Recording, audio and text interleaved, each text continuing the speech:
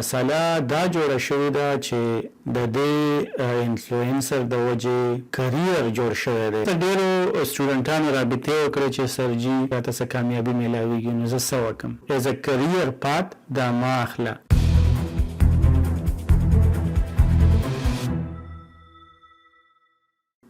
السلام علیکم، زما نوم ډاکټر سلطان وردګ دی او زه په امریکا کې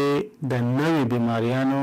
د پاره د دوایي درملو په تیاری باندې کار کوم په یو ریسرچ لیبارټری کې. نن به په یو ډېره اهمه موضوع باندې بحث کوو او هغه دا ده چې په پاکستان کې خصوصا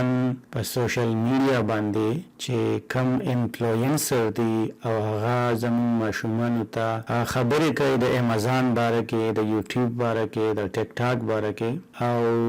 مسله دا جوړه شوې ده چې د دې انفلوئنسر د وجې کریر جوړ شوی دی، خاص کر د سټوډنټانو. دې قصو ته په امریکا کې او څومره چې ډیولپډ ملکونه دي دې ته وایي سایډ هسل. نو د سایډ هسل مطلب دا دی چې څومره دلته خلک دي نو دا یو قسمه په خپل فری ټایم کې دا کارونه کوي او هغوی چې کوم مین جاب وي لکه د هغوی سټډي ده یا د هغوی کریر دی هغه یو جدا شي دي. 90% هغوی په هغې باندې فوکس وي او دا 10% چې کله دوی سره فری ټایم اویلیبل شي نو هغه په دې شیانو باندې کار کوي. نو که پرس که کامیاب شو دا جو بیا ورته جاب پرېږدي نو بیا دا هغوی یو سایډ هسل یو بزنس جوړ کړي. خو د بدقسمتۍ نه زمونږ په ملک کې چې کوم سټوډنټس دي خصوصا ینګ جنریشن هغوی ته دا یو کریر ښکاره شي چې لکه زه په ټیک ټاک باندې څه فالوور جوړ کړم په ډانس وغیره باندې یا داسې اخوا دېخوا مزاحیه یا په یوټیوب باندې یا په ګوګل وغیره په امازان باندې به دا زما کریر شي. دا د هغې د وجې د هغه په سټډي کې دلچسپي ختمه شي. زما سره ډېرو سټوډنټانو رابطې وکړې چې سرجي باقاعده د خلکو نومونه معلومي چې د دې ویډیو مې وکته او اوس چې کوم دی دا امازان مې شروع کو یا یوټیوب چینل مې شروع کو یا ټیک ټاک او مزه نه کوي نو اوس مې په سټډي کې زړه نه لګي او نه چې کوم دی په دې سوشل پلیټفارمز باندې راته څه کامیابي میلاویږي نو زه څه وکړم؟ نو د دې د وجې زه مجبوره شوم چې دا ویډیو مې جوړه کړه چې بهایي داسې شی دی چې دا یو سایډ هسل دی. کیپ اټ ایز ا سایډ هسل. که ته په یوټیوب باندې ستا چینل دی که په ټیک ټاک باندې ته ډانس وغیره کوي نو دا یو سایډ هسل کېده، دا یو پیشه پروفیشن مه ګرځوه، یو ایز ا کریر پات دا مه اخله. کریر چې کوم دی هغه ستا یو جدا شی دی، هغه ستا پیشن دی چې بهایي که فرض که او هغه ستا ډیګري ده اصل کې که ته سټوډنټ یې او که ته جاب کوې نو بهایي فرسټ یو ډو یور جاب ویل. که ته د دې جوګه چې ته بهایي بل سړي له 100% کار کولی شي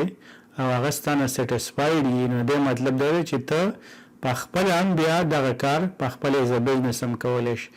دا خو نه ده چې بهایي ستا کارکردګي په کار کې په سټډي کې صفر وي او په زول وي او بل طرف ته چې کوم دی ته دا خوبونه ویني چې I will become successful on the side hustle. نو داسې هرګز نه ده. که ستاسو دا مینټیلیټي جوړه شوې وي د دې فیک سوشل میډیا انفلوئنسر د وجې چې د هغوی مقصد صرف دا دی چې بهایي په تاسو باندې خپل کورس خرڅ کړي او تاسو چې کوم دی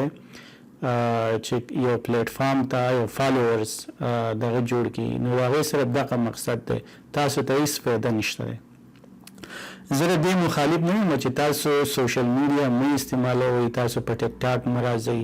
تاسو په یوټیوب باندې چینل مه جوړوئ، تاسو امازان نه کوئ، تاسو فریلانسینګ نه کوئ، بالکل یې کوئ خو دا ایز ا سایډ هسل کوئ او دې له د خپل سټډي نه د خپل جاب نه 10% په انیشل کې دا ټایم ورکوئ. او د هغې وجه دا ده که فرض که تاسو بالکل دې طرف ته مخه شو نو ستاسو دلچسپي به د سټډي نه ختمه شي، د جاب نه به ختمه شي او اخره کې که فرض که ستاسو سایډ هسل کامیاب نشو نو د جاب نه به هم سر لاس وینځئ او د سټډي نه به هم لاس وینځئ. سټډي ځکه لازمي ده چې باید تاله ډیګري پکار ده او ډیګري چې کوم دی دا یو ستا یو ضمانت دی. که فرض که ته بهر راتله غواړې